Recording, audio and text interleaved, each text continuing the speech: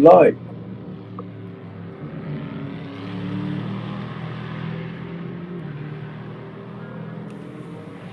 Hello boys, welcome back to PetrolHead SimRacing. My name is Michael Tuite, and this evening we're back at Hockenheim for the fourth round at Super GT2. That was wrong. This is the fifth round. I'm stupid. But the point stands, we're at Hockenheim, and these are like at least 5 drivers home race right now across both categories. So, a lot to play for here, for glory here. Of course, we've got our usual suspects up front. We've got Tobias Thierolf heading the GT1 class, followed by Janos Kovacs.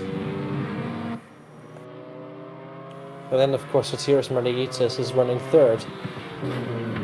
In practice, this is all practice times, not quite into qualifying yet. But yeah, we'll get there very, very soon. Of course, we've got people up front such as Andy Darnell, Will McCone, Leszek Lakami, Thorsten Borkhardt is here. Arthur Graw has made an appearance, the ultra rare AMG driver, making a small appearance for his home Grand Prix. I mean, no, it's not a Grand Prix, it's a Super GT race, but well, whatever. Force of habit, I guess. So here's I'll let you know the championship standings, how they stand right now before anyone does any laps. So Tobias Thierolf is out front at the GT1 right now with a total of 200 points. He's scored maximum points so far. Janos Kovacs has come into second in the championship with 131 points. So if something bad happens to Tobias Thierolf for the rest of the season, only then Janos Kovacs can win, but Kovacs has a mountain ahead of him. He needs to catch a serious break. He's not mathematically out of it, but I fear for the worst. What? Yeah. I've only got about a 10 quid in there, Matt, so just get me... I'd like to remind the drivers to mute their mics. You have lost your talking privileges.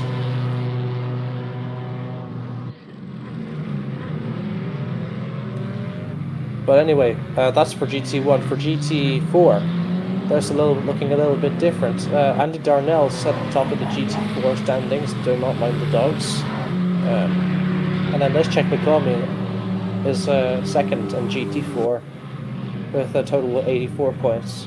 And Andy Darnell, just to reiterate, is 123. So it's a 40-point deficit.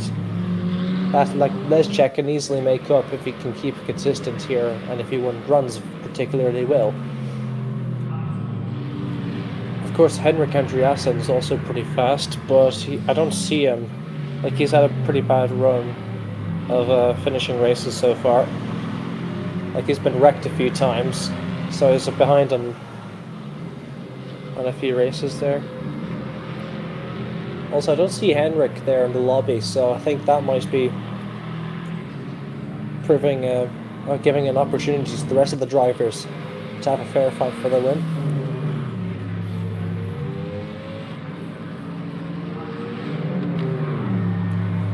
So with that out of the way, Tobias Thierolf starts us on his first flying laps, and he's going through a fast right-hander.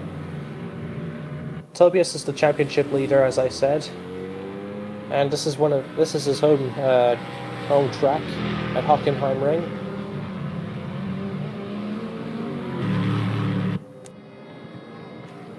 I'm not going to say much yet, but as soon as the times start flooding in from the different drivers, I'll inform you of what's going on. With 17 and a half minutes to go, people are just getting through the first sector with that heavy braking, hairpin into the right, followed by a six right into a tight left. So going into the second sector there, Sotiris Margaritis.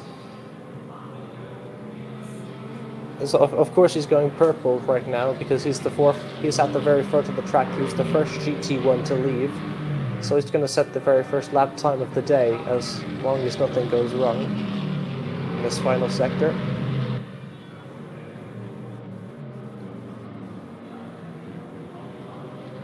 Got 2 corners to go, and we'll see our first benchmark for today's race. Rounds the final corner, avoids the curb. What's it going to be? It's a 139.457, and that immediately gets overtaken by Ralph Barton, then Tobias Dierolf in the 2 Goodford Apollos. The new fastest time is set by Tobias Dierolf, the championship leader, with a 1:35.460. That's one mighty fast time. And then of course Ralph Bart's behind him, 2.5 seconds back with a 1:37.9. Satirs Martiitas is third in his class. Smack bang in the middle of the midfield right now. And now Rhino Berger is the fastest man on track in terms of GT4, or was. He gets overtaken by just over a tenth by William McCone there. Very, very good time by both drivers. William McCone sets the fastest time for that GT4 class with a 1:49.9, and then Rhino Berger set a 1:50 dead. Andy Darnell set a 1:50.89. And he's at the back of the grid. And then Forsman Borkhorst is in 3rd place for GT4 as well. And then that's Fotis Isoglu. I'll tell you a funny story. He just woke up just in time to get back into this race. He's having an extra long siesta, Fotis Isoglu, from Greece. Still getting up to speed there, still half asleep. He'll wake up as the session goes along with 15 minutes to go. And he's in P4. And 3rd last at the minute. This is not the fastest we'll see Fotis Isoglu go today. Hockenheim's usually a pretty good track for Fotis. That's Janos Kovacs, the man second in the championship, going 2nd fastest, precisely a second slower than Tobias Dierolf's 1:35.460 lap time. Which means Fotis Isoglu is now 2nd last in GT1.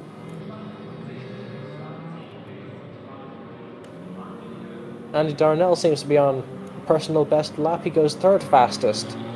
Like KCM's lack of straight line speed isn't going to do him any favours. The KCM's going to be more of a cornering car. And the lack of straight line speed is very hurtful on a track like Hockenheim. It's very top speed dependent.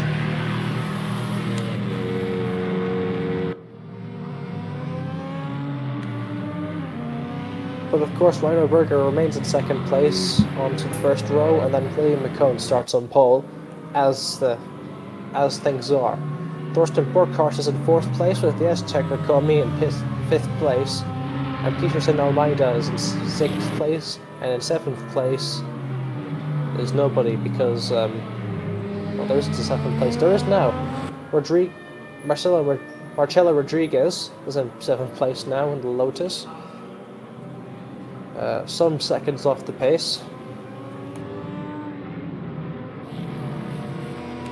Tobias Dierolf is about to make over a 10th of improvements to his lap time. I've heard from him that his personal best lap time is a 1:35.004. That is definitely something that he can achieve if he puts his mind to it with the low fuel. He just needs the traffic to open up and for all the corners to align perfectly.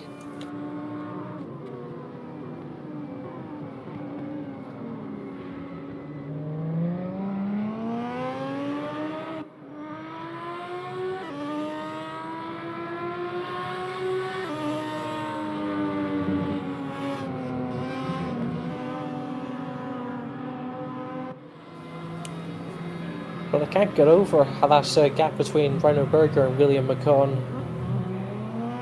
It's not even a 10th, it's under a 10th.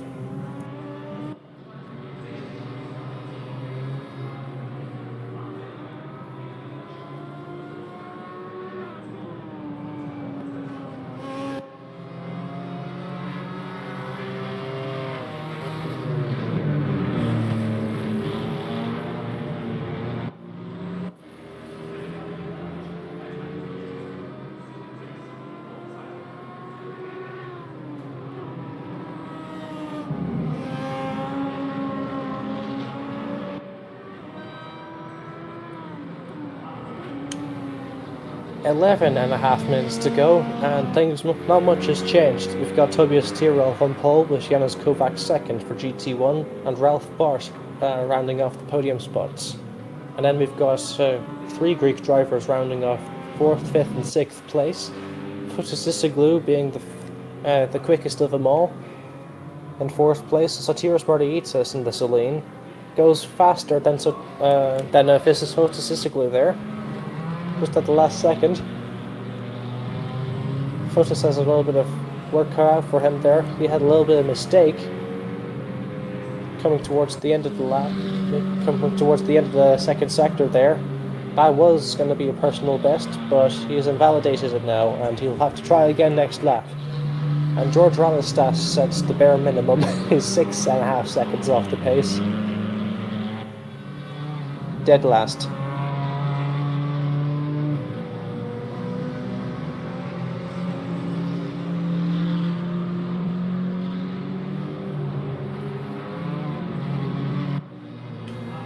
And what a lap time from Rhino Berger. He's set a monstrous lap time of 1:49.7. That's around like 2/10 quicker than what William McCone had, the championship leader. Does Will have an answer to this lap time? We'll have to see. Of course, Andy Darnell is still around 3/10 back off of Will, but there's nothing much he can do about that, because lots of that is his top speed deficit there. He's done very well to get into 3rd place, but of course you know how it is with that KTM. It's terrible at standing starts, so it's definitely inevitable that he'll drop some places.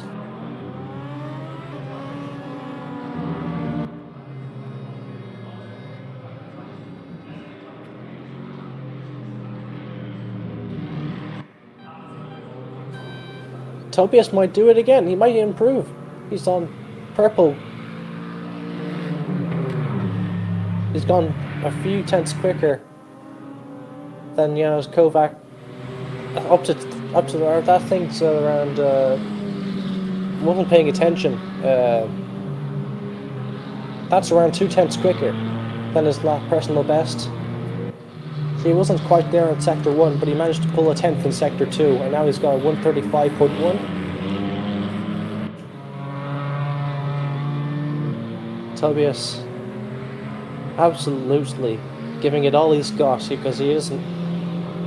Because race win is good, but when you've got the pace, and when you know you've got the pace in there, and it's your home Grand Prix, you don't want to make any risks.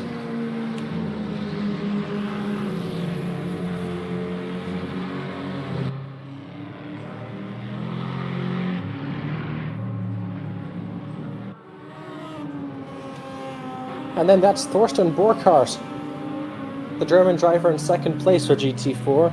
He's in 2nd place in the BMW M4, overtaking William McCone by 2/10. He's going to be starting on the 1st row for GT4. 1st row for his home race. He's gone very quick there.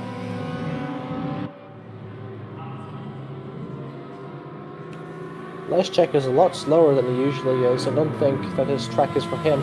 Tobias has gone even faster. I don't believe that. It's almost like over half a second quicker than his initial hot lap. And now he's got a humongous gap of 1.6 seconds to the next car behind, which is Janusz Kovac's.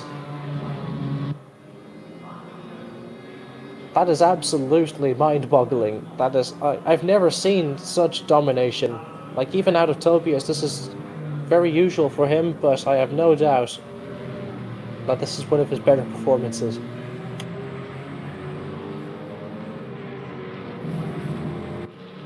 Seven minutes to go, and that looks like Fotis maybe going for a personal best flying lap. It's a 1:38.1, stays 5th quickest. He's 2/10 behind Sotiris Mardiitis. He's going to have to go just a little bit faster. He wants to go into that 2nd row for that race start.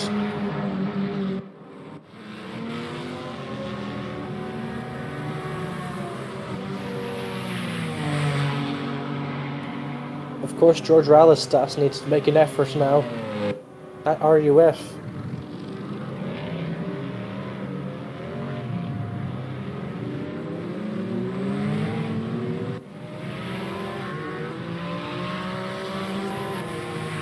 So then that's George Rallistas then. He's going to be going through to the second sector very, very soon. He has set, his previous lap time was 6.5 seconds off the pace, so he's going to have to make an effort now and get something better if he doesn't want to start at the very back of the grid.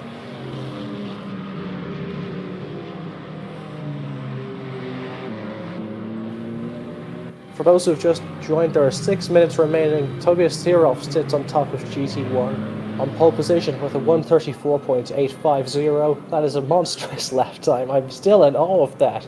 It's 1.6 seconds quicker than what Janos Kovacs has in P2. And then Ralph Bart, another German, in P3 for his home race. Very good starting position. 5.5 minutes to go. And then, of course, there's in GT4, there's going to be Rhino Berger. He's gone very, very quick there. Please don't mind the train. But Rhino Berger's gone very quick there in the GT4. He's on pole position at the minute. This is going to be his first pole. Well, don't mind the dogs. Thorsten Burkhardt for Germany is in second place on GT4, followed by William McCone, the championship leader, I believe. He's in third place at the minute, starting on the second row next to Andy Darnell in the KTM. Of course, Andy is used to be a lot quicker than this, but he's held back by his KTM. You see, that's more of a cornering car. It's fast, very, very quick in the corners, very lightweight and tactile, but it just doesn't have the straight line speed to get him through a very straight line heavy track like Hockenheim.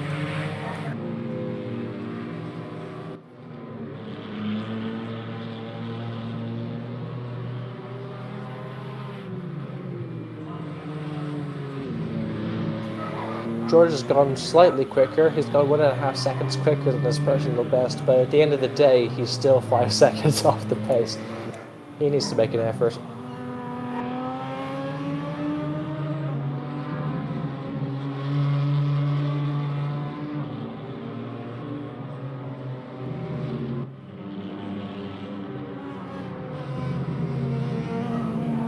Now George will have to try again. An opportunity for a fresh start, for a fresh hot lap. He's going to have to watch out for the GT4 traffic ahead of him, the slower class traffic. Have a look at, let's check Lacomi then. He's currently P6, he's usually up there fighting for podiums, and he hasn't been able to set a very good lap time until now. He's on a personal best. He might be able to do something versus Dave Ziska. Maybe even pass Andy Darnell, or maybe even challenge William McCone for the second row. We'll have a look then, rounding the final corner. With 3 minutes to go, let's check Lacomi. Comes past the checkered flag. No, not the checkered flag. He goes past the line, stays 6th fastest. Just about slower than Dave Ziska. He's 2/20 of a second slower.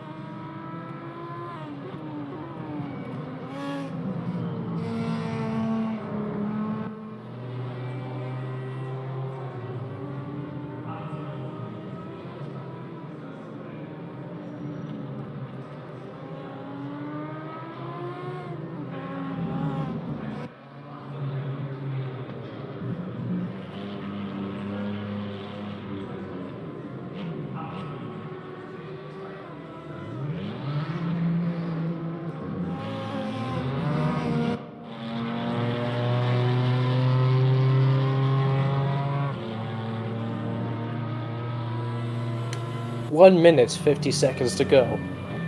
And things are looking very good. Things are starting to stack up for an excellent first and second race here.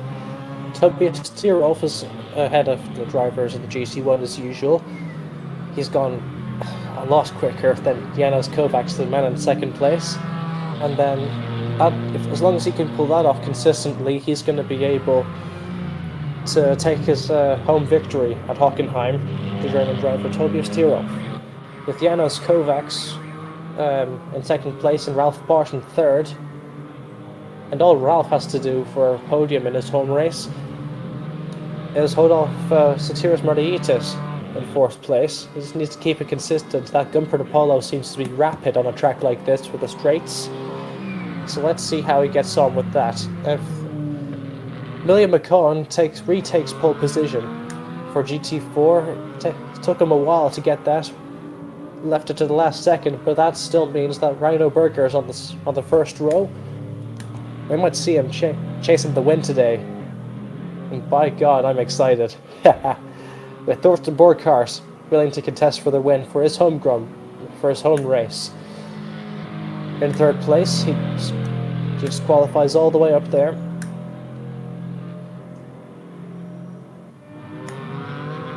So that's it then. Tobias Tyrolf on pole position for GT1 and William McCone just at the last second there sets a 1:49.4 for GT4 to take pole for GT4. We'll have a small intermission now.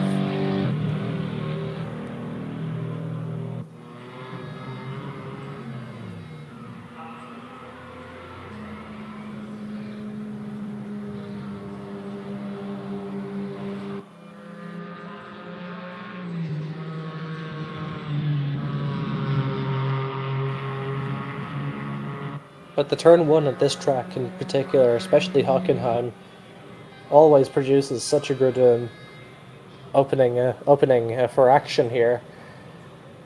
Like, of course, you get the odd driver trying to force it too wide into the first turn, and then there's tears. So hopefully we don't see borderline murder and crimes against motorsport and all that jazz. But hopefully instead we see some very nice racing, as we know we can see out of these drivers. These are very, very good drivers.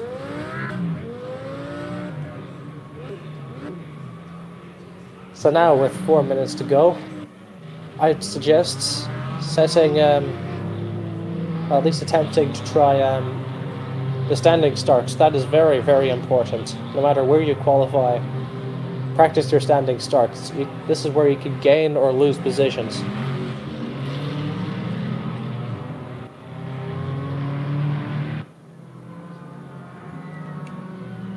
Lots of people pouring out of the pit lane for just around 3.5 minutes of lapping, just to get just get into the groove a little bit.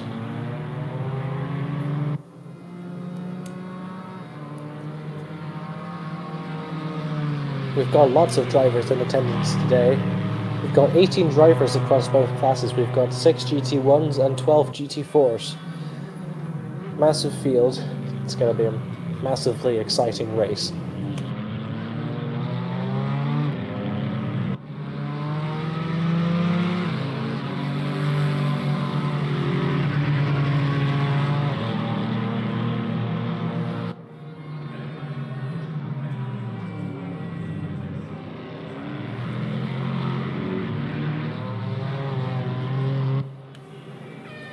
So of course, in the championship, let me just reiterate for GT4 in particular, Andy Darnell is leading the championship, but this is a very bad track for the KCM. It's as I said, it's a lot more corner orientated, and it just doesn't quite have the top speed to keep up with cars like the M4 or the Lotus or even the AMG.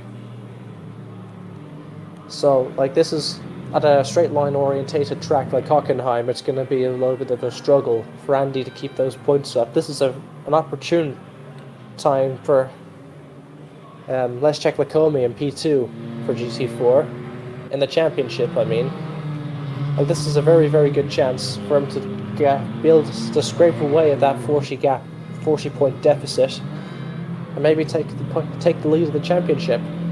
Or maybe even William McCone in third place in the championship might be able to have a go there as well. because he's also on 80 points, and Leszczek only has 84, so practically joint second.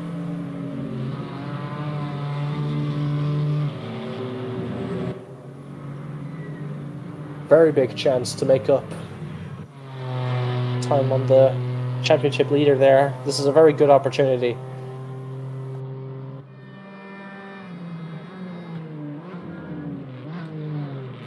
Yeah, Will, you're tied for second. Like, you're more or less tied for second. Like, you've got a chance. Like, if you make up points here, you might be able to do something with Andy here. Might be able to give him something to think about. Like, all I'll say is, like... Aw, rip.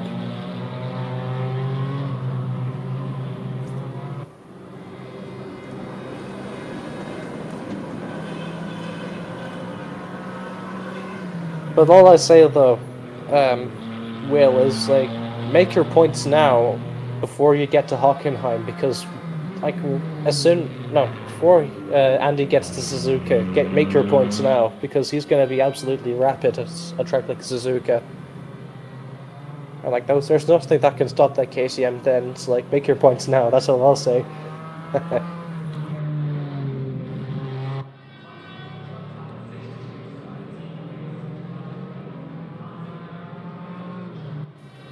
Well, that's going to be it then for 20 seconds left to practice, and we'll be racing here at Hockenheim. Oh, I'm excited for this.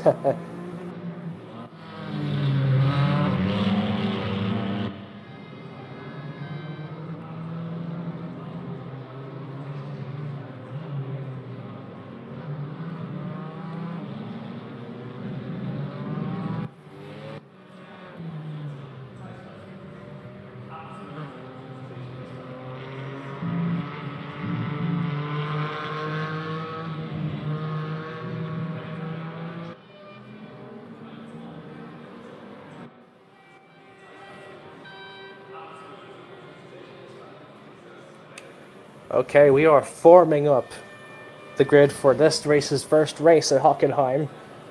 Super GT action, door-to-door for 2 classes. The championship title is still on for GT4, and it can go any which way. The race win, however...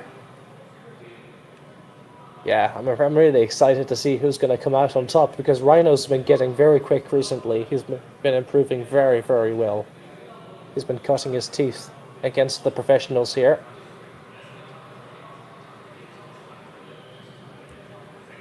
And I have no doubt in his ability to be able to take a race win today. Let's see what he can do.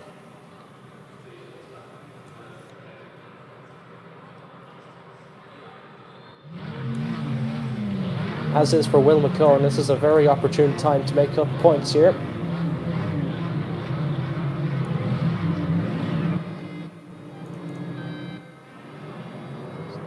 Lights out, and then that's Tobias Tyrrell storming off into the distance with Janos Kovacs in second. Just about edging out fourth places. So Tiras Martiita is getting past Fotis Blue on the start. That's a car around us. George Ralistas immediately. Enrico Machado, Arthur Graw, Derla Niceman, those are all people that are out. Rhinos, after losing a position there, is right on the back bumper of Thorsten Borkart, who's getting into second place in his home race in that M4, and then that's Will McCone getting a little bit of headroom there in the GT4. This is his dream scenario here.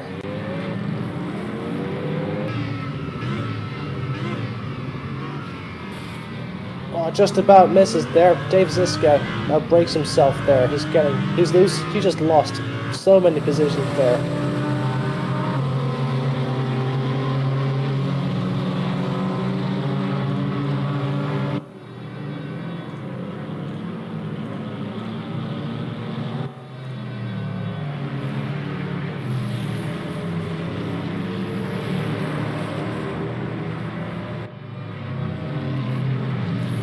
So then Fotis Isoglu, he's right in the back of Socios Tuite there, itching to get past him up into 4th. Maybe just to get past him, just to challenge.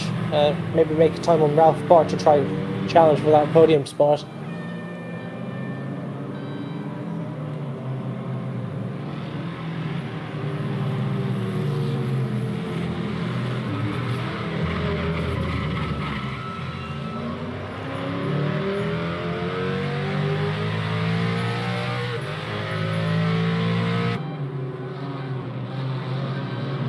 So of course you've got Andy Darnell. His start wasn't too bad. He's only lost one.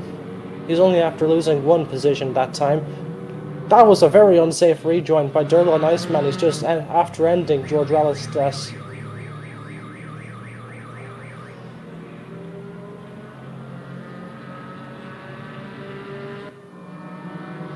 Well, that's the end of it. I don't think George will be very happy with that.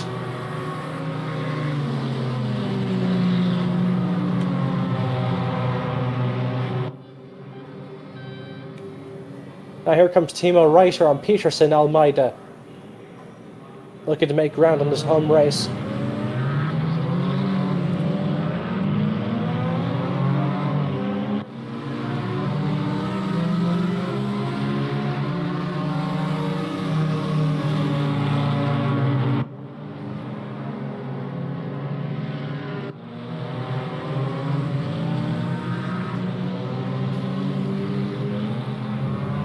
A little bit of fisticuffs there, a little bit of bumper bashing from the GT4 class.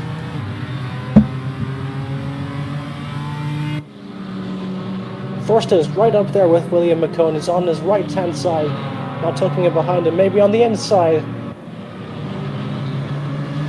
That's going to be the position gained for Thorsten Burkhardt. German driver leads in GT4.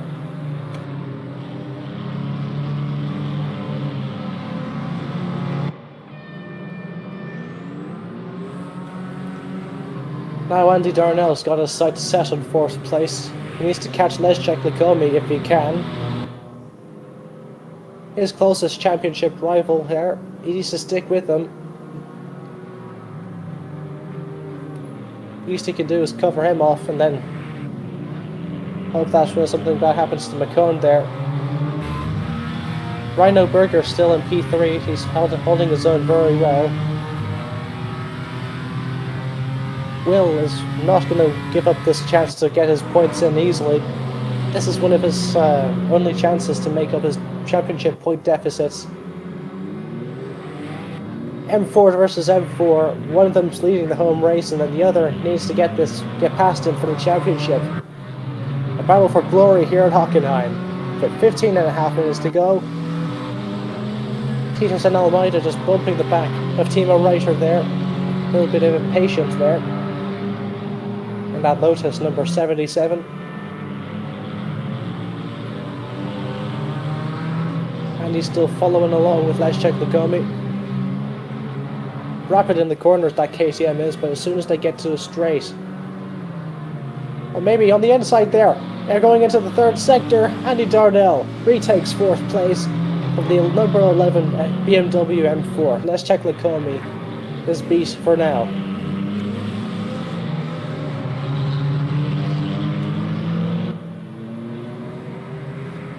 Let's just hope that KCN is fast enough just to stay in a straight line. And he's got the podium set, just sat there just in front of him. He just needs to make up a few more positions now. And this won't turn out as bad.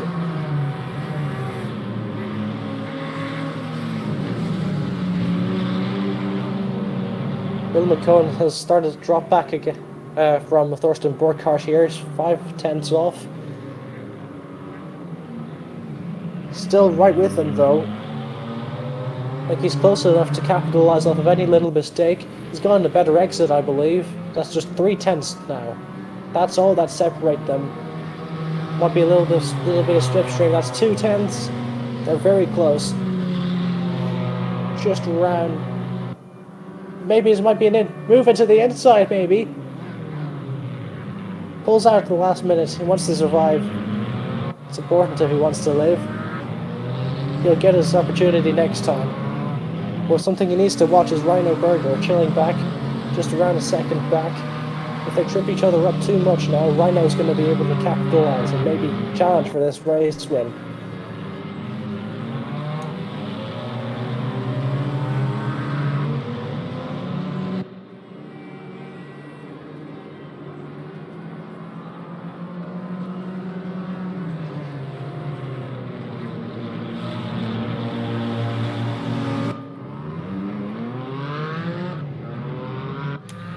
Durlon Iceman is not having a very good time in that Porsche. That Cayman is not a good car. I can say from experience, not in this sim. It's an awful car. He mustn't have tested the others.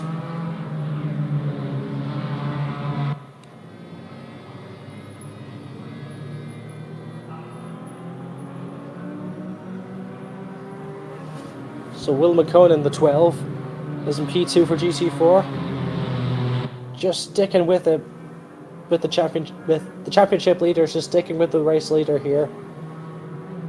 If Thorsten can keep the lead of this, he'll win in Hockenheim, and this will mean a lot of him.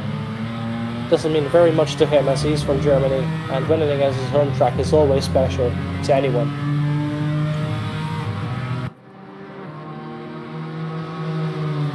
"12 minutes to go, and it's lap 5. Likely to be 5 more after this. Maybe 6. William McCone might be ahead. Burkhardt's got the inside line, but William McCone has got the traction. Goes and takes the lead of Hockenheim.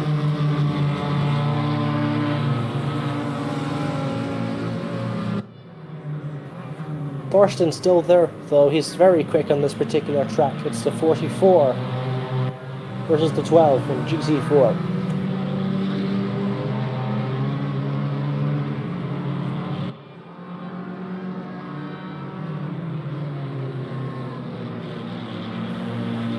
Meanwhile, things have stagnated rather fast for GT1. Nobody's ever swapped positions. Of course, George Relistas is still running, but he's a lap down, and Nafotis Istoglu, there's only 5 cars. Like, they're just stayed where they qualified. It's just a hot lap session for each of them. None of them are really gaining time on each other. They're just drifting farther and farther apart from each other. Satiris might be able to make a challenge towards the end for the podium finish if he puts if he knuckles down. But yeah, the GT4 is where it's at in terms of action. For the race win, it's Thorsten Burkhardt versus William McCone.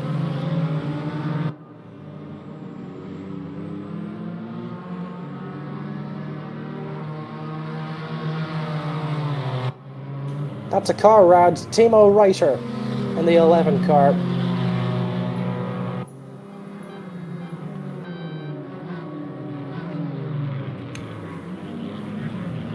We get our weekly twirl from the horseman himself. That's Andy Darnell and Leszek McCalmy making contact at the hairpin, coming to the midway through the first sector.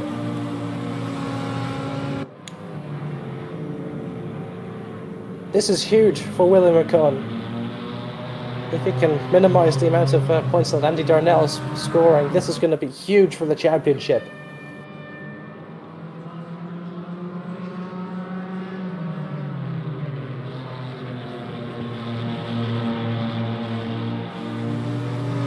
Thorsten is still there. Burkhardt is half a second off. Still bumper to bumper with William McCone. We're just waiting until one of them gives way, but I have a feeling that neither will. They both have everything to play for. And nobody's going to let off. It's a little bit of an off-track excursion from William McCone, just taking a little bit of the gravel trap. He's lost too much speed. Thorsten Burkhardt on the inside. Gets forced off the track to make it work. That would have been a collision if Williams didn't go wide there.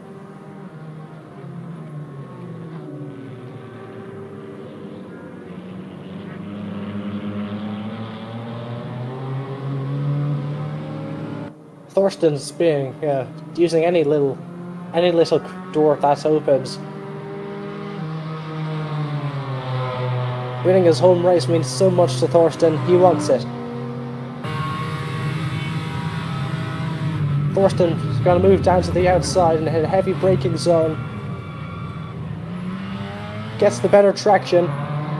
Goes through on William McCone. They're side by side, and then overtakes William McCone for retake the lead of his home race. William stays close though. And all of this is happening just... Rhino Berger in third must be getting a massive, very good entertainment out of this fight happening just in front of him.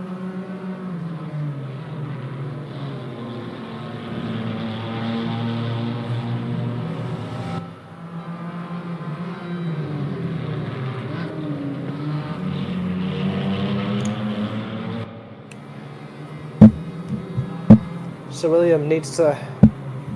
This is starting to drop back a little bit on Thorsten Burkhardt. With 7 minutes to go, he still has a little bit of time. That's Tobias Stierolf back there, overtaking the GT4 leaders and that Gumpert Apollo.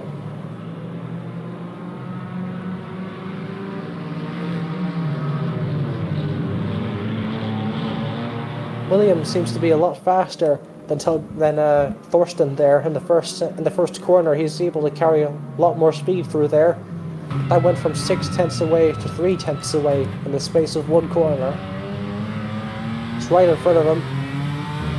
Watch his exit now. He's going to be taking a slightly wider line through.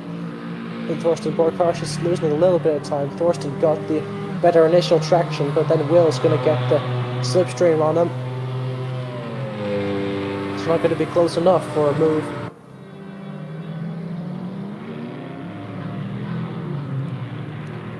Gonna go onto a wider line, gets some very good traction out of that corner. Gets Janos Kovacs, the second of the GT1s. Dave Siska versus Andy Darnell. It looks like a little bit of really close racing. This is not a corner you'd want to go too wide in. Andy has to back off. Dave Siska is still there on his left. Clear goes Andy Darnell. He's going to be on the left maybe. No, he's clear. And that's Andy Darnell defending fourth position from Dave Siska. That M4 is rapid in a straight line, at least compared to what Andy's got in the KCM. It's got at least 2 more cylinders than the KCM's engine.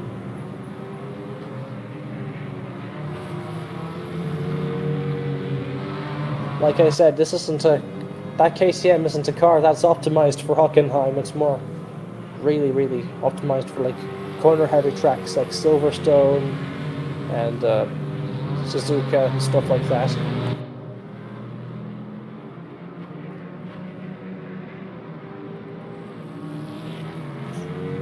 Will's still at it. That GT1 is still there. I don't know what he's doing. Ralph Bart. A little bit of an interruption between the GT4 fight. Having a little bit of trouble overtaking. The gap is now increased to 7/10 of a second. And there's no more slipstream to help William get back. Maybe he might be able to make something through braking here. Just makes a small little bit of a mistake. He's a little bit antsy on the brakes. Then M4, he's still 9/10 away plus.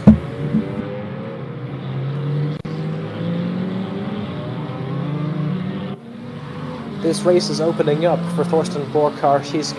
This is a dream situation for the German driver. If things continue as they are now, in 4 minutes time, he will be the race winner of his home Grand Prix. Not a Grand Prix. The race. This isn't a Grand Prix, not yet. This is on Formula Cars. Yes.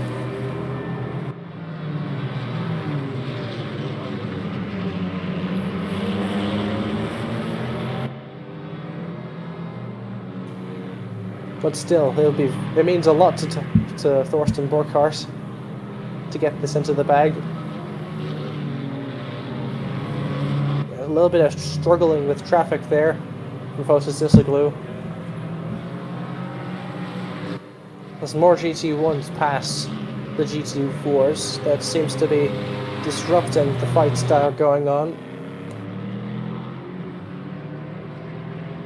Must be very frustrating for Willie McCone.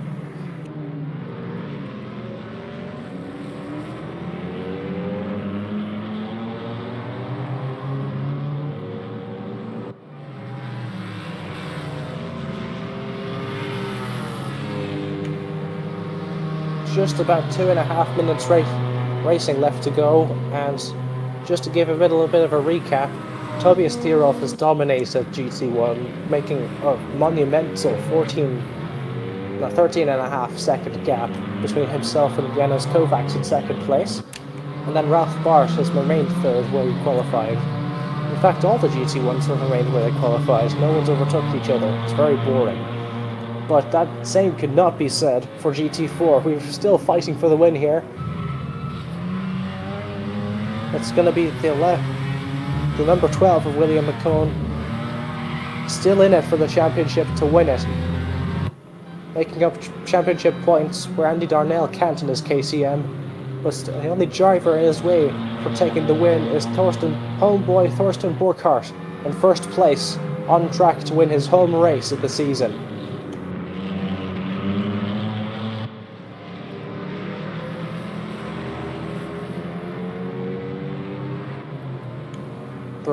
The racing still remains close between Thorsten and William.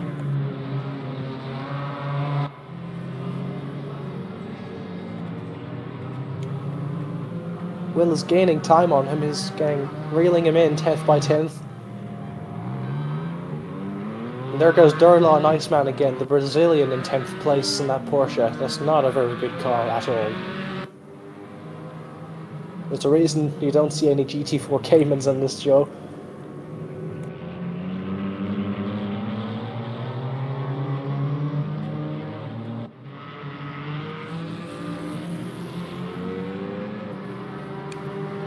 There's going to be 60 seconds left to go. And depending on where the GT1s are, I believe that's going to leave enough time for at least one more lap, maybe two. Come on, Durlan, you're nearly there. Keep on the black stuff, man. You've got 40 seconds left to go.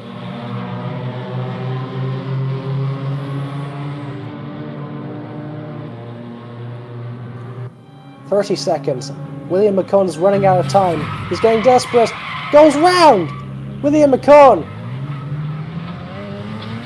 What about Rhino Berger now? He's gaining time very fast. He was in it with a chance and he blew it for the race win.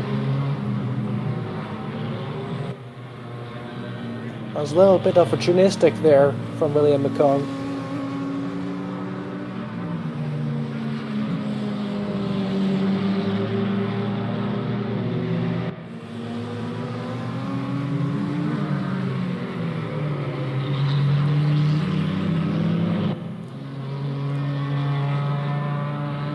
So this will be the last lap. Tobias is about to complete the race distance. As other drivers are about to run the final corner, there's going to be another lap for the GC4 cars.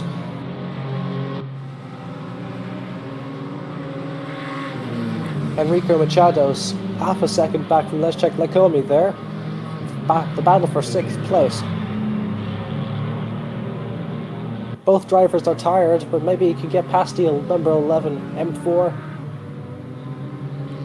Last minute overtake, here we come. Oh, I don't believe it. That excursion with William McCone, that's not like him at all. It's another thing to ask him about, I guess, when the time comes.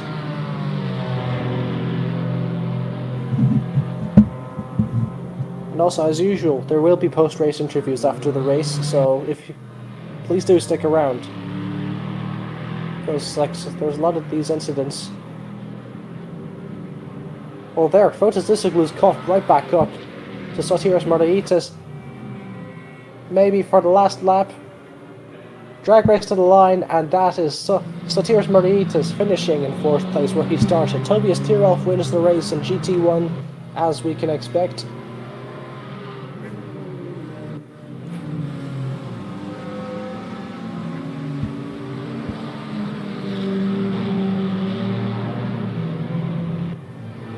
And that's something happened to William McCone.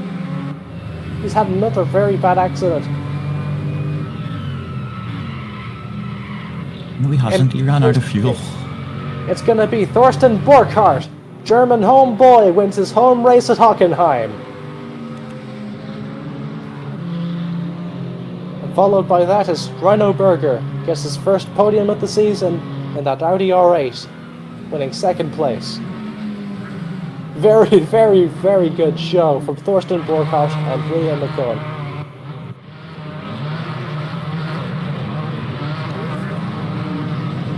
Andy Darnell inherits 3rd place. And there is celebrations all over for the German driver.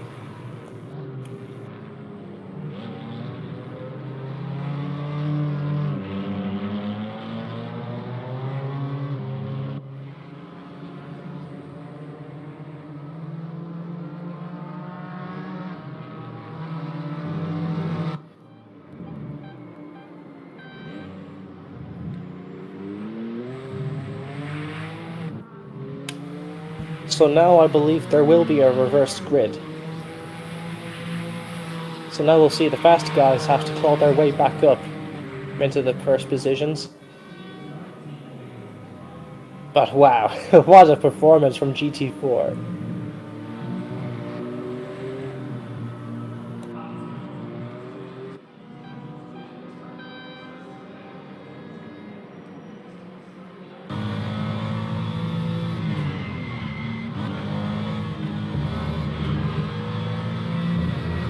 Impromptu mid-race interview, just let you know I ran out of fuel. All right.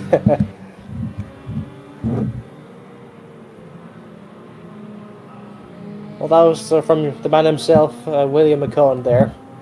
Just saying a little bit about what happened there. Yeah, that was really unfortunate for the British driver.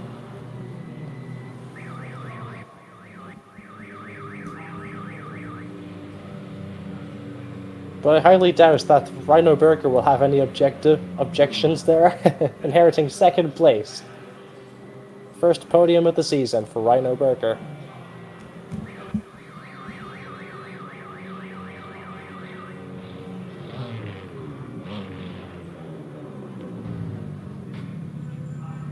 We'll have a few minutes of intermission now before the next race starts. Stick around for sure.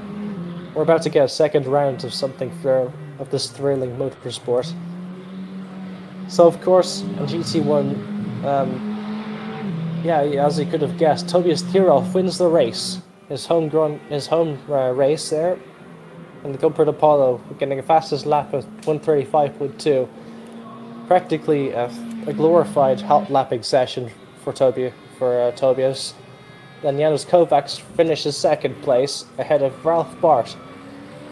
That's 2 German drivers on the podium for GT1. And then in GT4, Thorsten Burkhardt, another German driver, wins the race ahead of Rhino Berger in 2nd place and Andy Darnell 3rd. 2nd place could have belonged to William, but of course he had a problem. Just towards the end, there was a massive heartbreak for the British driver.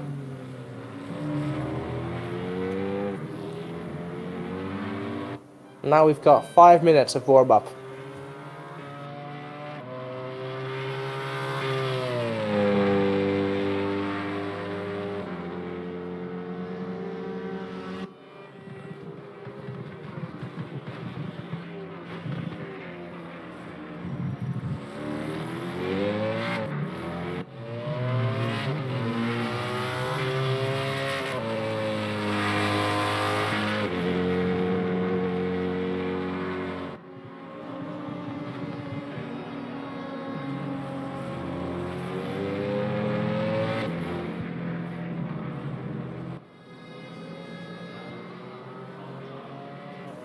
3.5 minutes left to go.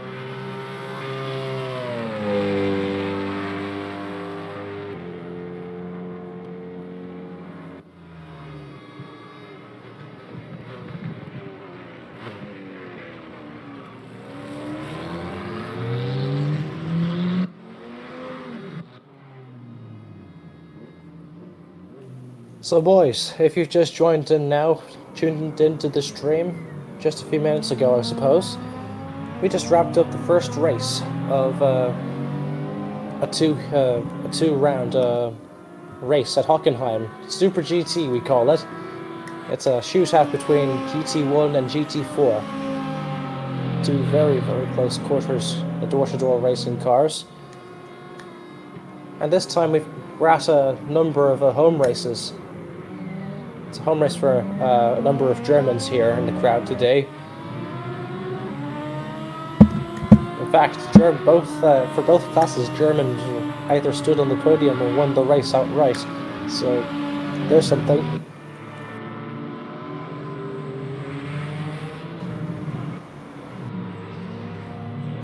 Please excuse the train. I have my window open.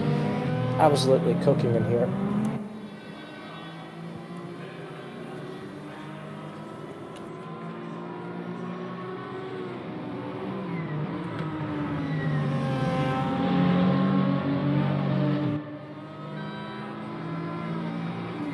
So for the record, if you're new here, my name is Michael Tuite.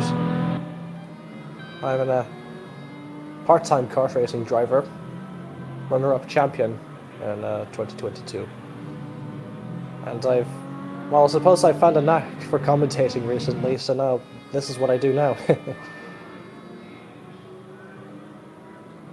I still race from time to time, but sure, these streams will be a lot of fun, a lot cooler to watch for you guys when I'm around. I mean, at least I hope. I hope I'm not annoying to listen to. But yeah, there you go. I'm a man with a passion for the sport, and I know what I'm talking about, and I'm enthusiastic while I'm at it. So there you go. If you're enjoying the stream so far, if you've been around to watch a little bit of the first heat there, and if you liked what you saw, please do give the stream a like. It really does help us. And if you've just joined now and you haven't seen the first heat, don't go anywhere, because this isn't racing right now. We're about to go racing here. This is going to be the second heat, and this is just going to be a continuation of the drama we saw in the first heat. So don't go anywhere. I guarantee you'll have a whale of a time watching.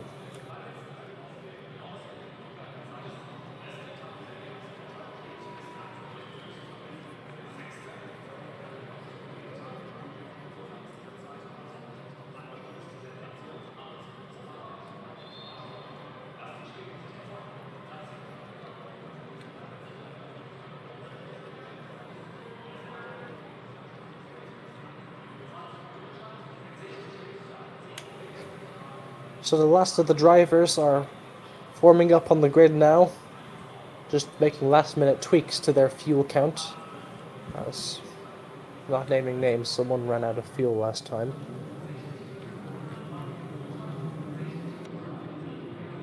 Alright, for 20 more minutes of racing, it's Tuite on pole for GT1 and Dave Ziska, Les Czechlicomi lining this first row.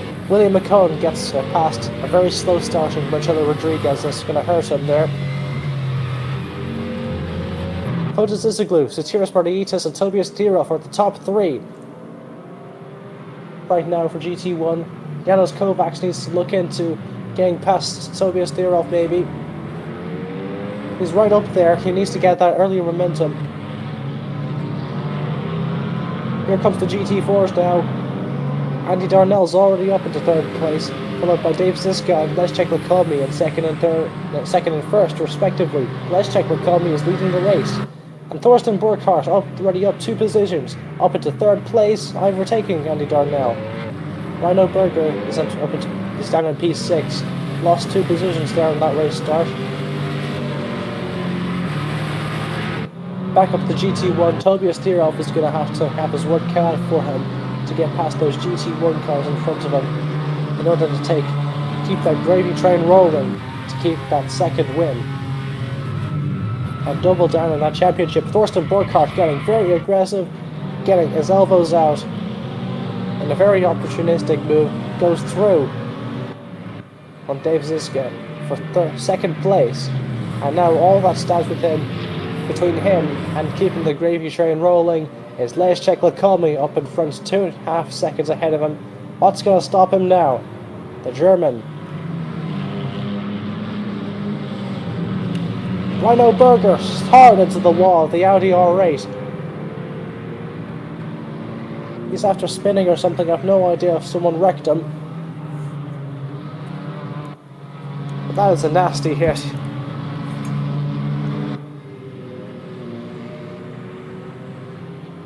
Peterson Almeida is in 4th place, holding off Andy Darnell for 4th.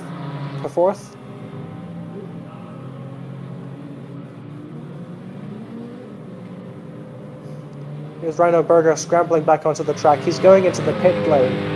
He's obviously down a little bit of a suspension. Janos Kovacs down the inside of Satiras Margaritas.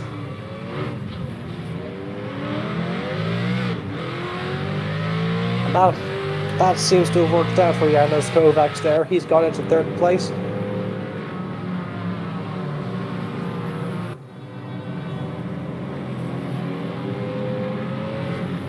Now Janos needs to catch back up to Tobias Tirov and the others. And William McCone in GT4 has overtaken Andy Darnell.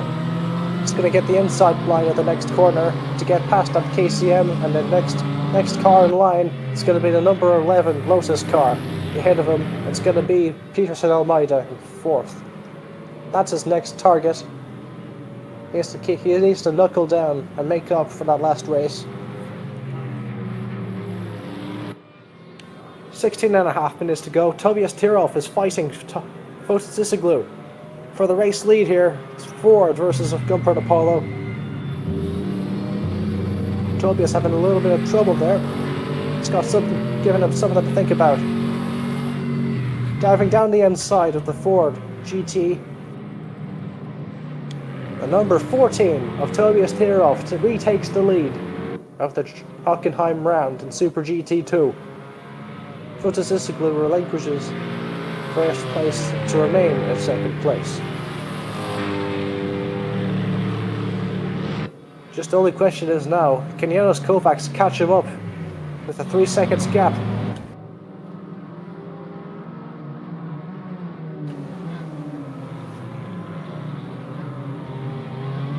Will McCone's been on the charge. He's gained 7 positions so far.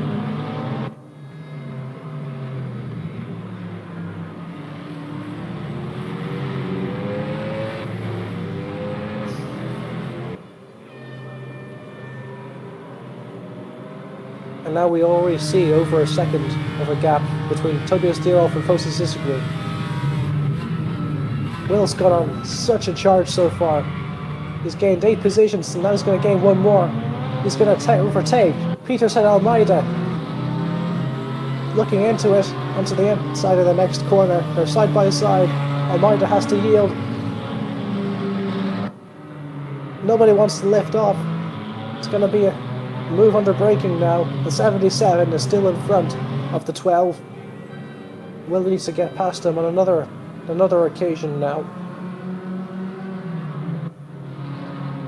He's got the speed, he just needs to find an opening. Solid defending from Peterson Almeida. And now it's Thorsten Burkhardt just caught back up to Leszek Lakomi. He wants to keep that gravy train rolling and win his home race a second time. And who's going to stop him? Can Leszek do it? Let's see. With 14.5 minutes to go, anything can happen here between these two M4 GT4s. These are a very good cars on this track.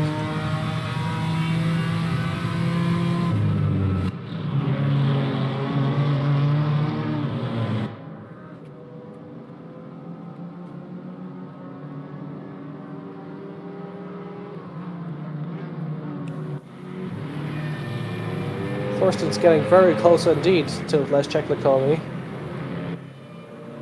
However, he needs to make that move soon. He's almost gone half race distance. Thorsten's gained 3 positions from the race start. He needs to gain 1 more to get that race win.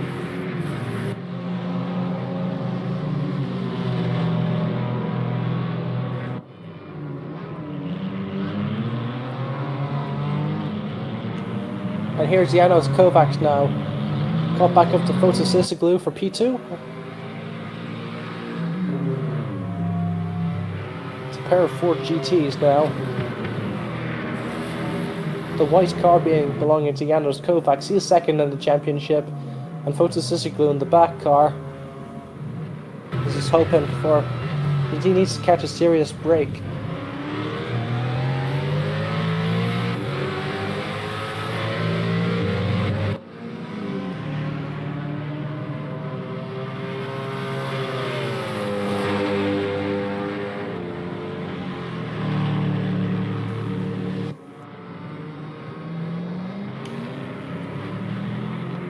Janos is getting very close there. They're essentially bumper to bumper. An eerie twitch of the steering wheel can end both their races if they collide.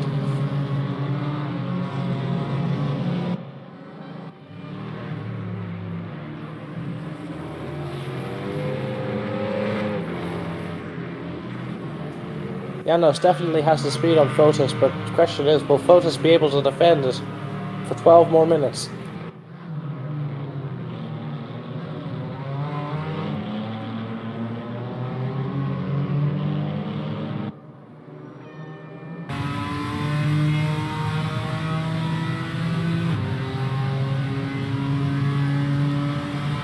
Minutes left, and Thorsten might be getting a run here down to the hairpin. Midway through sector 1 onto the hairpin, the 44 might be able to go out on the 11. Retakes the lead on lap 6.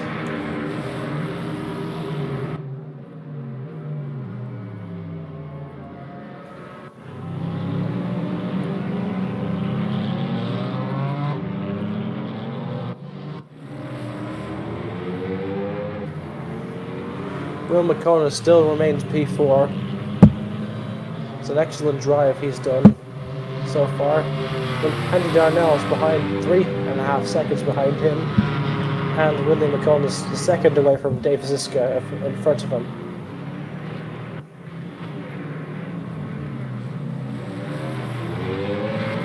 Just in a small move there, Thorsten gets re-overtaken by Leszek there for the lead of GT4. And it just happened there in the hairpin there. I didn't quite comment on it, but I should acknowledge that Fotosysiglu has been overtaken by Janos Kovacs. Still a chance here for the podium. But Ralph Bart is getting awfully close now. He's gaining time with Fotosysiglu very fast. Might be a second podium in a row for Ralph Bart.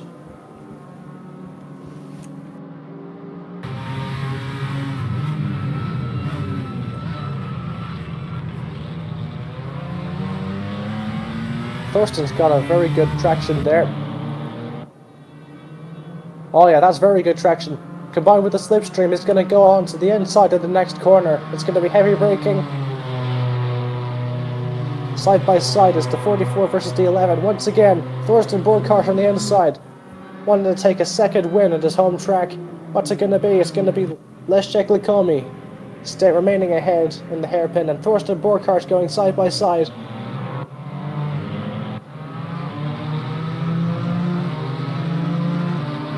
There goes 3 wide. Off the exit of the hairpin, and then that's William McCone into second place. Very, very good move from William McCone. And all that stands with him. And his first place is nothing. He overtakes Dave Ziska like it's nothing. What a move by William McCone. Dave Ziska's not done yet. He's in second place and on the inside of the next corner. Let's check McCombie's there as well. What happened to Thorsten Burkhardt?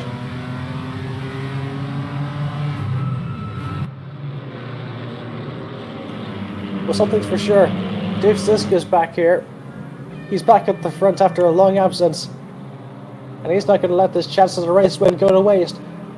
Will McCone now needs the points to get ahead of Andy Darnell to minimise the gap in the championship before he gets to Suzuka. This is his last chance in decreasing that deficit. It's going to be a fight between him and Dave Ziska for the win in Hockenheim.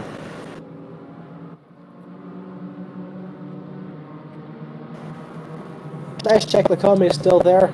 He's going to be trying to race Dave Ziska. He's starting to cook under the pressure.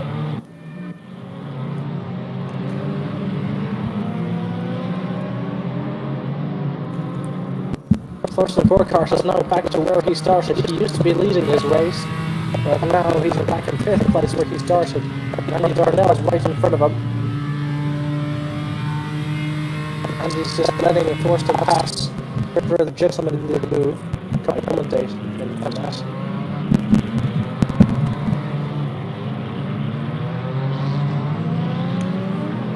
It goes through Almeida and down now as well. I wonder if that one was intentional.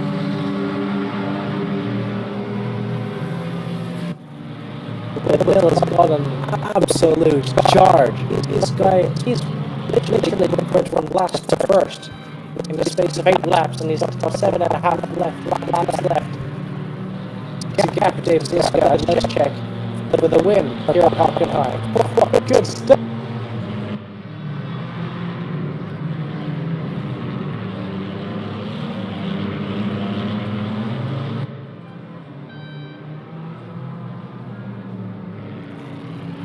This just goes 2 seconds ahead of him on the next car, which is the leader.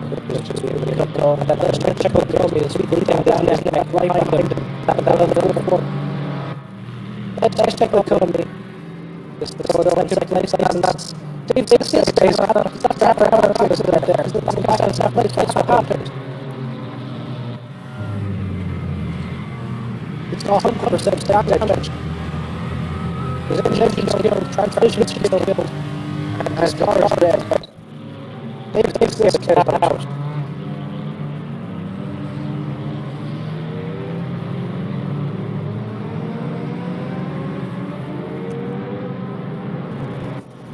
Well, let's check now. Thorsten Burkhardt is now back in the race. But also means that Andy Darnell is now back and forth. The best in order for Will McCone points-wise. It certainly could do worse. If there's a to go, Peterson Almeida and AMG in front of him. Switch back on the 56. It's the 77 of Peterson Almeida staying ahead. Sotiris Moraitis making it 3 wide going out of the exit of the hairpin. Very nearly causes a collision with that GT4 AMG. Enrico Machado in that AMG, the number 56 orange AMG, versus Peterson Almeida. Enrico Machado has gone ahead into P5, and Almeida follows him in P6, is just about 3/10 off of each other, and that's it, nothing else. Either a driver make a mistake, the other one's going to capitalise. That's how it's going to work.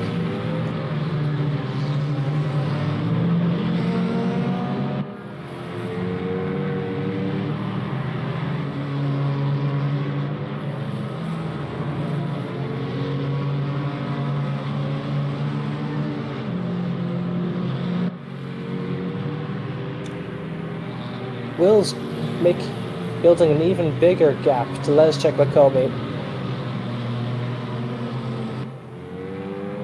It's now 3.5 seconds, and then 4.5 between himself and Thorsten. It's like he's got a healthy gap between himself and second and third place. This is the win in the bag for William McCone. I am in awe of that tiger. He just tigered back up the field like he was nothing. It was absolutely glorious.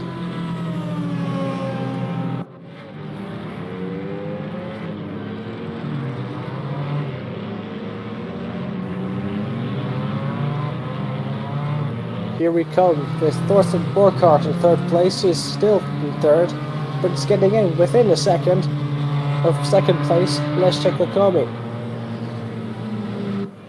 6 tenths separate them. Now 5 tenths. They're bumper to bumper. Thorsten is going to be. He's maintaining his cool a lot better than Leszek has anticipated. He's not slowing down. Leszek goes ahead and lets Thorsten Burkhardt through. Whether or not that was a technical problem with the car, or that was just a very generous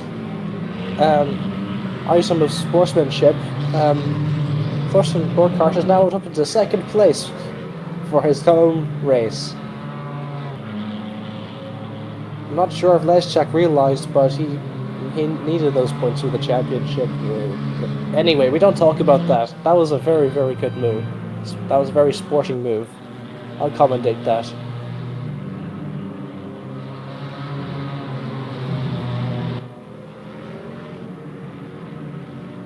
But that leaves Thorsten 4.5 seconds.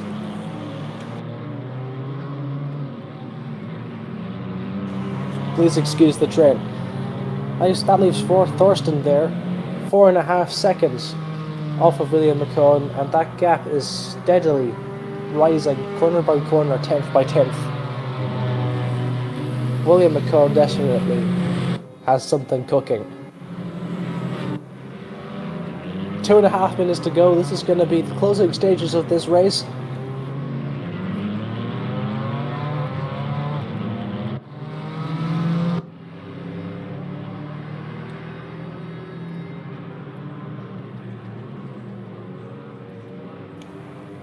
Just a little bit of a checkup on Rhino Berger. Of course, he had his accident towards the start of the race. He slammed into the barrier so hard that he absolutely ruined his suspension.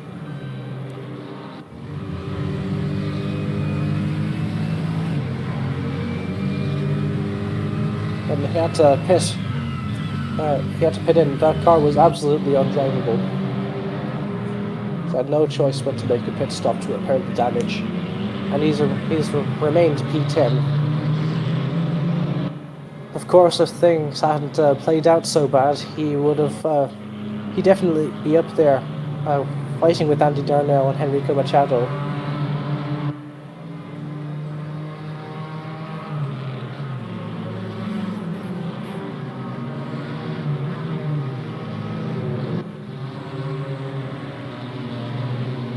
I believe that this will be the last lap for many.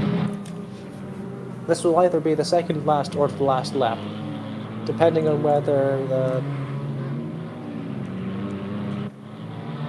Yeah, this will be the last lap, because Tobias Thierhoff is about to cross the line. And he's leading in GT1, so by the time he crosses the line, there's going to be less than 40 seconds remaining, and there's over 40 seconds and a lap time here.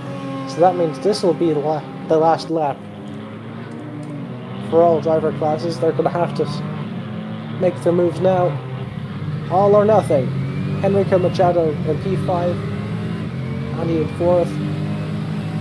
Very close to each other. Being hounded by that V8. He's almost got twice the cylinders that KTM. Goes on the outside maybe.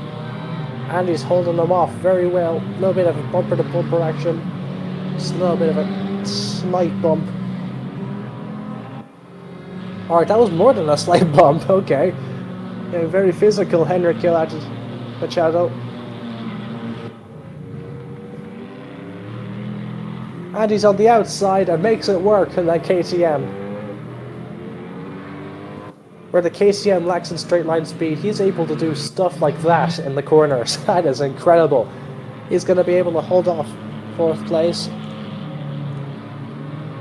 And for GT4, Will McCone from the very back of the grid, gaining 11 positions, overtaking everyone, wins the 2nd round of Hockenheim.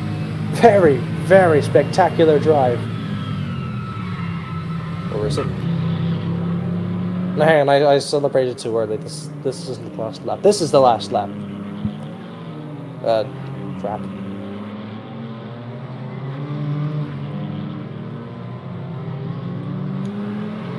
This is where a second commentator comes in handy. Like, they're able to tell me off this kind of stuff before I blunder myself, you know what I'm saying? That's where David is good.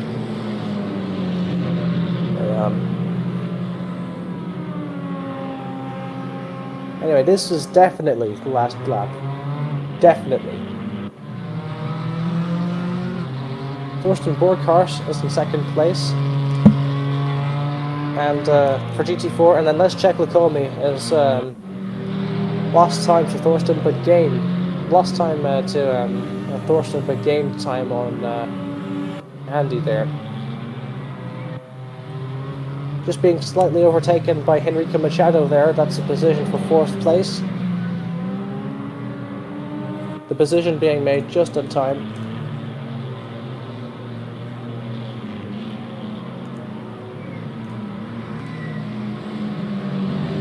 Alright, I'm going to try this again. This is definitely the last lap, so William McCone, Bryson from 11th place in the grid, last to 1st.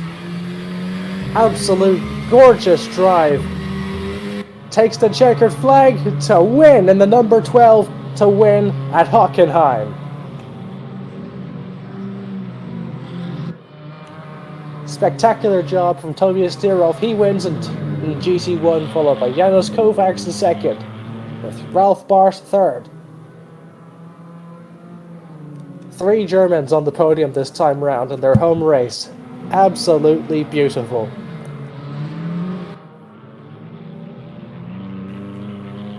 With Thorsten Borghardt in 2nd place at GT4, and Leszek Lacomi being a good sport and staying in 3rd place and letting Thorsten through. That was very, very good sportsmanship from Leszek there. I commendate him on that. But this is the last lap. They're still at speed. They're still at racing speed. Was a hard work.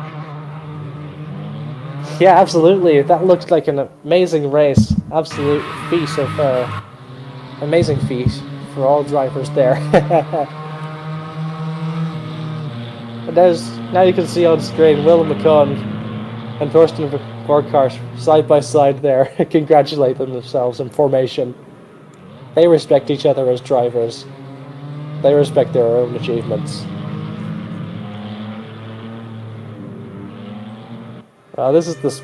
These are the moments that make sim racing great. I love it.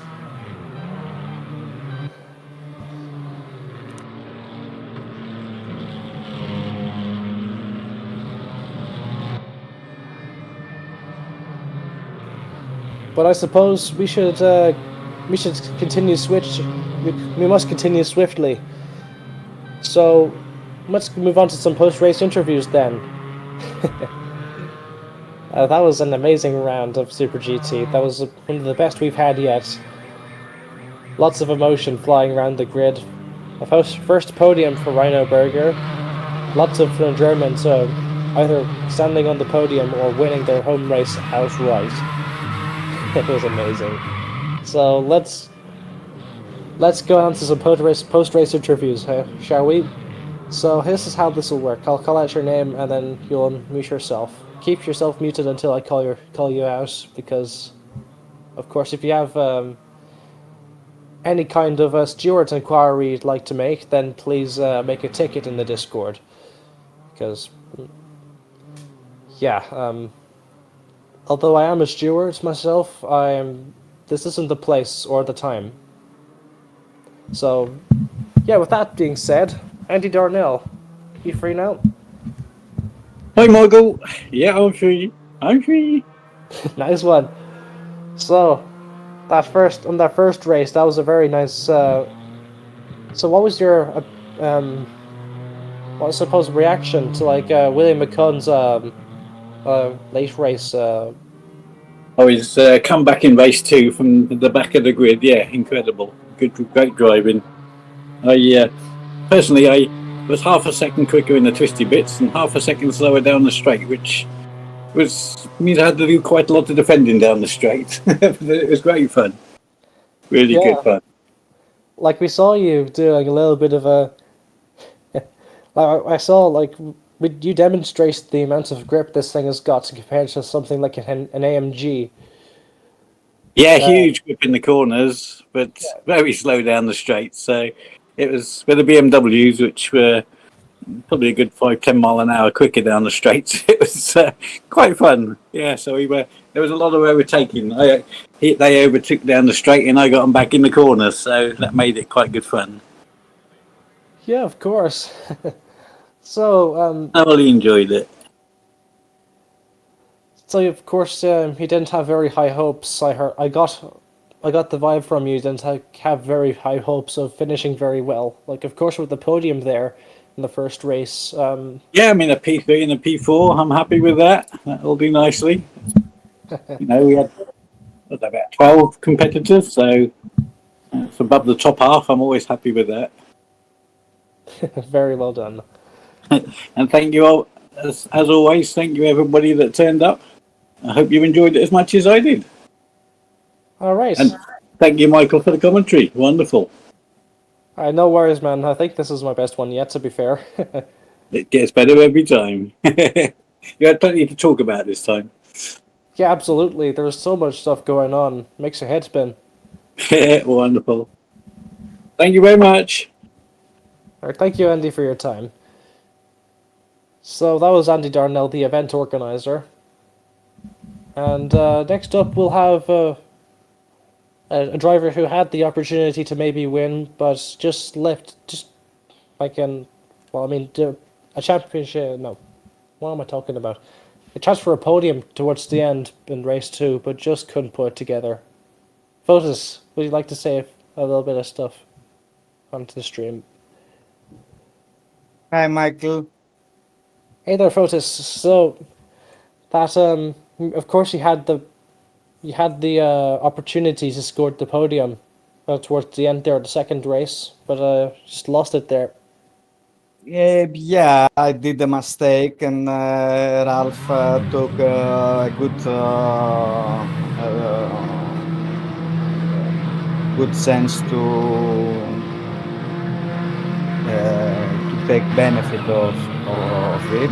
Also, he had a similar pace with me, and maybe a little better, so deserves the position.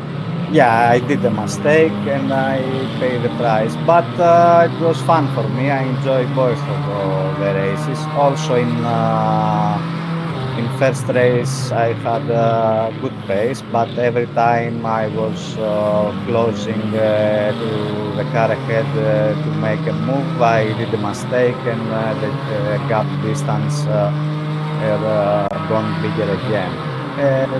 But it was fun for me. Unfortunately, we didn't have a lot of drivers in GT1 class, but I can expect that it is still vacation season, so it is understandable. But it was fun. I enjoy both races. All right, so is there anything else you'd like to mention? I hope the viewers enjoy that, and also congratulations to all the drivers and to podium finishers also for both classes. All right, thank you so much for your time, Fotis. You're welcome, Michael. All right, so that was Fotis' glue. Now, Arthur, please unmute your mic. Hi. So, I saw a whole lot of nothing from you. You didn't drive. What Yeah. gives? I'm just organizing this championship partly, and today I was watching with my team, helped them a bit from the garage, if you want to say it like that. And yeah, I think it was a very exciting race, especially the fighting in GT4, but GT1 as well, with a good grid overall. Even though, yeah, of course, in GT1 there wasn't that many people, but it's always in mixed class and race room that you split the drivers a little bit. So regarding that, I think there was a okay grid today. It's still summer, so we can be happy with that. I think it was a nice event today. We will have a look at some incidents, which unfortunately are part of it. But yeah, I think it was a nice event today from our side. Yeah, it's nice to hear that from a spectator's point of view. Arthur, do you think you'll be able to? Like, do you think you'll ever attend another round? Like, do you think you'll race next time, or do you think you'll sit out? Of this championship, no. I wanted initially, but unfortunately, I'm just lacking the time with preparation and everything. There are also from our team, Inspired Yorkshire, we have many championships going on, and I trust the people who are racing here that they represent us well. But for me, I just have other things to do, and yeah. Also can't, if you like either GT4, GT1, the cars act very special, and yeah, it would take a lot of time to get into that, and at the moment I just can't afford to spend that much time.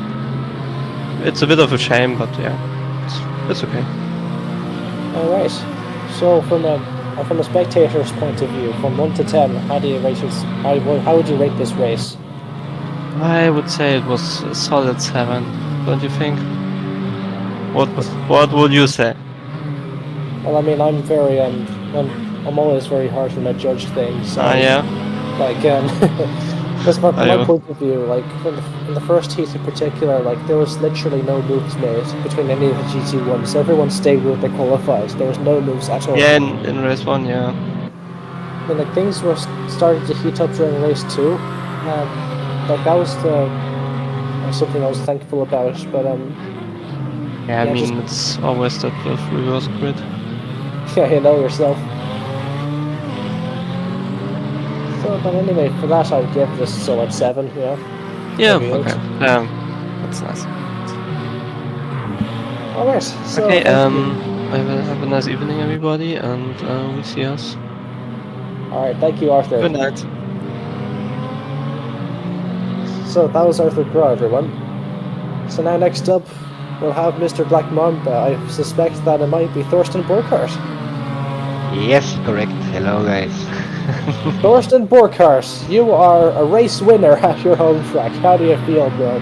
I feel amazing, to be honest. That was my aim, but I knew the components are tough and the race will not be easy. And the first race was a hard fight with McComb, and it was typical hard, lovely GT racing, and I think we showed another time how can sim racing be, and it was full enjoyable. I was very happy about the win on my home track, like you said. That was very important for me. Race 2, it was possible, but with Lacomi, if I not tell wrong, was also a good fight. Had a little bit too much contact, the exit on the hairpin, and I spun, but yeah, he was fair. Where I closed the gap again to him, he let me pass, and everything is good, everything is cool, everybody make mistakes, and it's no reason to do an inquiry or something else. In general, it was a good race. I'm a step closer to my aim, be GT4 champion. And yeah, I'm very happy with that race. I can't wait for the next one. And thank you for the stream, and thank you to all guys that participate. And I must say, GT1 class was very careful in cases lapping. That was great, and yeah, I had a lot of fun today. I'm so glad to hear that, Thorsten. Thank you so much for racing. Welcome. Thank you. Drivers like you. It's exciting. So anyway, Thorsten, is there anything else you'd like to say to the chat or anyone in the room? Only we need more drivers. Come and join the league. To be honest, that was the second event where I take part, or fourth races, and I'm happy to drive here. I'm happy to choose this choice, and yeah, I can recommend it. All people go fair, hard, so yeah, come in and join and drive some hex rounds with. Alright, thank you so much for your time, Mr. Brookhart. Well, that'll be it. So I suppose we should move on to the next driver, shall we? So Ralph, would you like to say a few things? Oh, that was fine results for me. 2 times third places. Yeah, It's double. very good for an old man, you know. My birthday was 2 days ago. I'm now 61. Then was 2 hard races. Yeah, 2 very good races. Like, that was an amazing move. I hope I can't be quicker. Well, I have no doubt in your ability. Like, you're a very good driver, Ralph. Thanks. But anyway, like, this is definitely very significant because your home race. Like, It's my home race. I like this track. so of course, towards the end of the second stint, you had a little bit of a small battle with Photosysoglu. There was a mistake from Sisoglu. His speed was the same as mine. I think without his mistake, he had come in behind of me. Right. In front of me, sorry, in front of me. My Yeah, no fucking worries. bad English. English is a terrible language. I don't know why we It's- adopted it. But yeah, you know yourself. Like you did very well today. Very well done, Ralph. Yeah, thanks, many thanks. So, do you think? So, how would you race the traffic for today? Because, of course, some people had a little bit of trouble getting past the traffic, and yeah. How's your experience with GC4s ahead of you? I don't drive the GT4. Yeah, I know, but like yeah, you lap them, right? Like you're faster than them. GT1's a faster car, so of course you're gonna have to lap them at one point. How's the traffic? Sometimes it was hard to overtake them with the GT1s. It was sometimes a hard work to pass them. Yeah, of course. That's the way it is with multi-class. Like, I lost some time to pass them.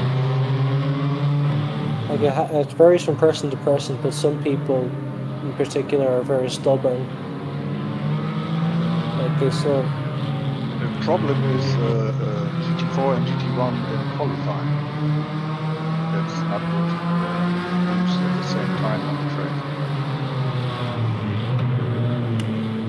Yeah, like there should be like maybe we should start asking people whether or not we should bring back this qualifying format because of course there's the traffic for qualifying. I don't understand. Sorry, go Don't to mind. go to the next round to talk with him. I think Tobias is waiting. Alright, no worries, man. Thank you for your time, Ralph. Yes, please. Alright. So next up, Sasiris Mordaitis. Hi. Hey, there's Sasiris. So Hello. you're so you had a little bit of a battle there with well, I mean, like, tell us about your race. Of course, the first race was basically a glorified hot lap session. No moves happened really. Yeah, I mean, I'm happy. I stayed consistent without any mistakes, which should be a surprise for me. Yeah, like you did very well there to keep it on the track. I didn't spin once, though I cannot say the same thing about race 2, but yeah, it's fine. Yeah, very, very unfortunate. Although my strategy in the standings right now is to either equalize Christian's and Fotis's points, so that I can comfortably get P3 in the standings. What else?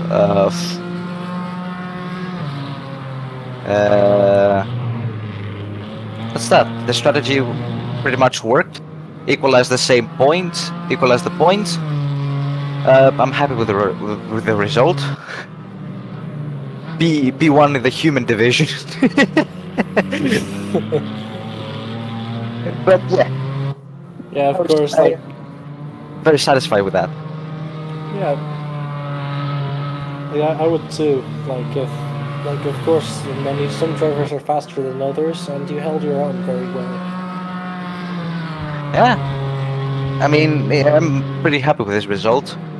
The next round being Sepang, it should be even more interesting. Yeah, that's gonna be like there's two things that can happen when we go to Sepang. Like, it can either be really entertaining or an absolute wreck fest. Same I can say for Suzuka. Suzuka's wreck fest. There's no in between. So Yeah. So not buckle up. Buckle up. Yeah, pal. We'll remember that. So, yeah, you had a very entertaining race today. It seemed like you had a lot of fun. Is there anything else you'd like to say? No, nothing in particular. I think I hope the spectators enjoyed the race, and that's that. All right, thank you so much, Satiros, for your time. Thank you. All right. So, Timo, would you like to say something? Yeah, my connection is very bad again. First Yeah. race I had very problems, 1-2 times. Yeah. Yeah, no worries about that.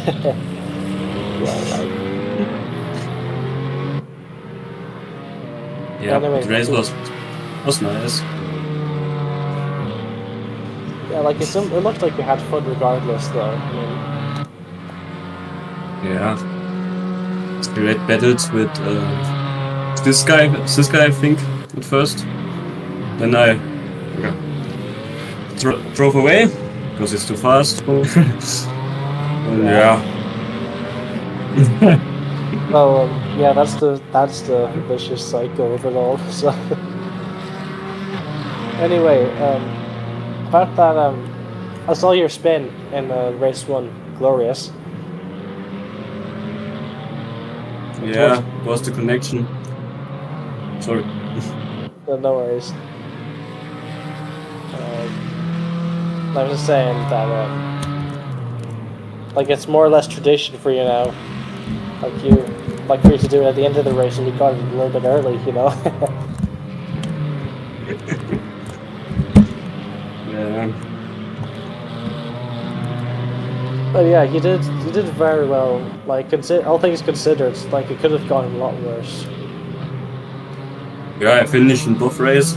P7 was 7th in qualifying, I think. it's okay. I'm fine with that. Yeah, like when you take it to like from that standpoint, like you did pretty well to stay consistent. You stayed where you qualified. You did well in my opinion. Like, nice Thanks. job. All right, Timo. Is Yeah, there take- anything else you'd like to say to the crowd at home, or? Like every time, thanks for your great commentating in the live stream. All right, no problem. Makes very fun to hear it. And yeah, thanks for all that raced. Hope the next race some more. Good. Yeah. All right, no worries, Timo. Thank you for your time. All right, second. Oh, yikes! I have a throat infection. I think, but yeah,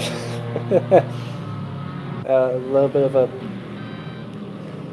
soundboard moment from Mr. Writer. But anyway, second last man on the list is Tobias Thierolf. Hey, Michael.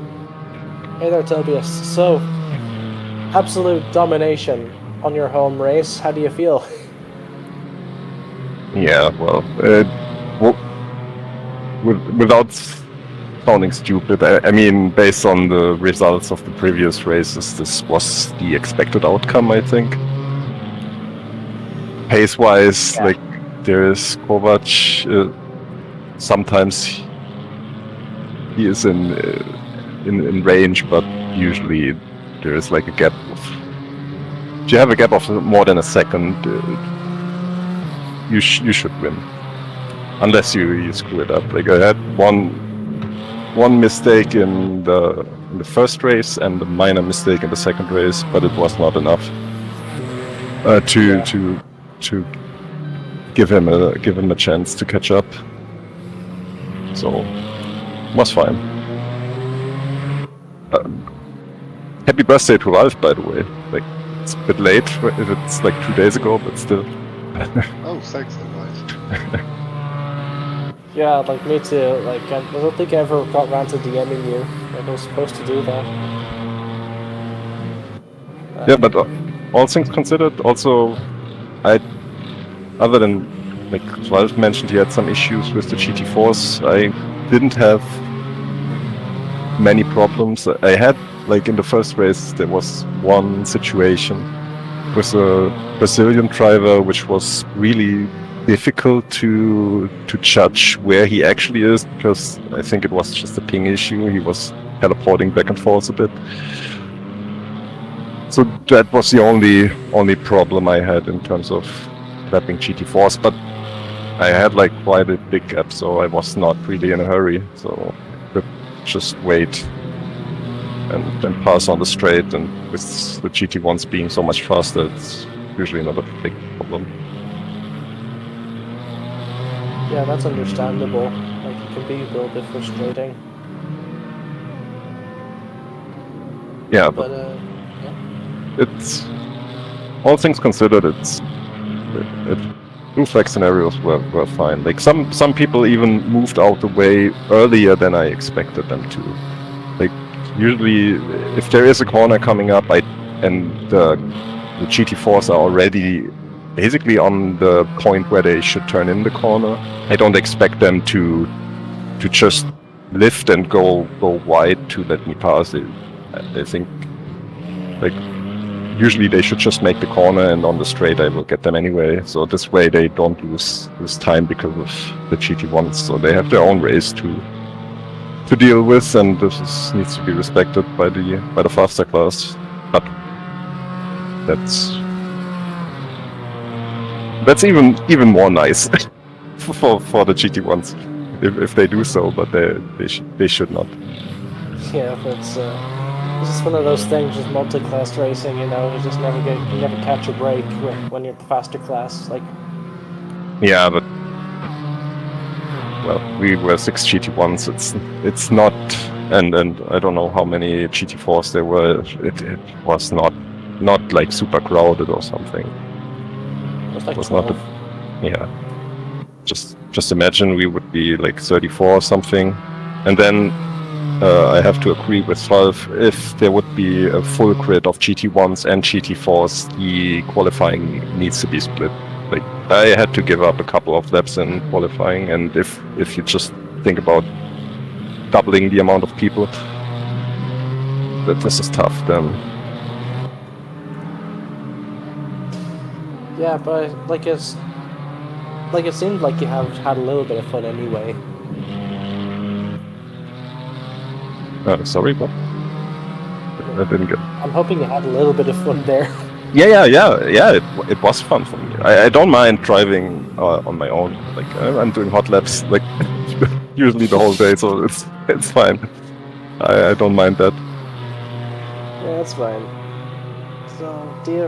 So what do you reckon? Do you have anything else you'd like to say to the crowd at home or anyone in the VC? Yeah, if someone from Tugas is watching, they should participate. First of all, we need more drivers, and we have some people signed up for it. And yeah, if they would be here, it would be even more fun to race. So, but it does not necessarily need to be a Tugas. Like anyone who's watching and is interested, come and join us. Yeah, that's straight. Like we race with all skill levels, you know. So yeah, I mean that's the point. I mean, no one needs to be afraid to be too slow or whatever. In the end, it's all the races are basically practice, and everyone tries to improve as good as he can. yeah. So, anyways, that's it. I believe that's everything, Tobias. So, all right. Thank you so much for your time, Tobias. You're welcome. All right.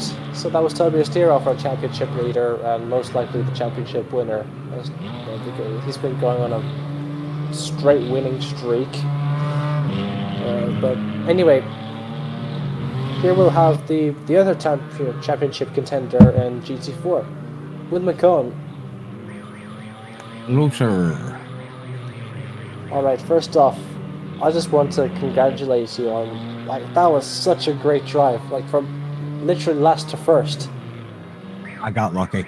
I was battling, I think, with Zuku, is it, and for third and fourth. And I think possibly third was on the cards. It was quite close between me and him.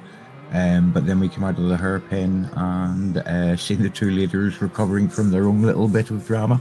And it did cross my mind for a second just to sort of lift. I don't like sort of inheriting sort of wins like that, but after screwing up not having enough fuel in the car in the first race and scoring no points, I had a bit of making up to do, so take the opportunity while it's there.